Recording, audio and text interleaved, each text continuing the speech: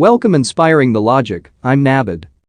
The Australian government and Facebook held high-level talks on Friday, 19 halves, after the action by Facebook sparked global outrage by blocking news content in Australia. On Friday, Josh Frydenberg, the Australian Minister of Finance, said he had spoken with Facebook CEO Mark Zuckerberg on Friday to find a way out of the dispute. Negotiations will continue over the weekend. Australia has steadfastly stated that it will not repeal a new law that will force technology companies to pay for publishing journalistic content on its platforms.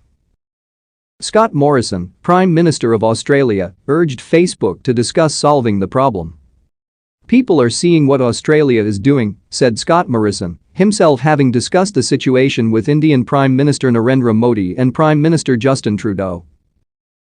Scptt Morisson said the government's first law in the world to compel Facebook and Google to pay Australian media for news content published on their platforms. What I'm pleased about is that Facebook's back on the table. They're back at the table. That's what we want to see. We want to work through this issue. And so I welcome the fact that they're back engaging with the government, as they should. And those actions were completely indefensible. I appreciate the apology that is being provided. But my job now is to ensure that we get on with those discussions and that we bring them to a successful conclusion. The Australian government's position is very clear. I'm pleased to have both had the strong international support that has come forward, but I'm also pleased that Facebook has decided it would seem to tentatively friend us again and get those discussions going.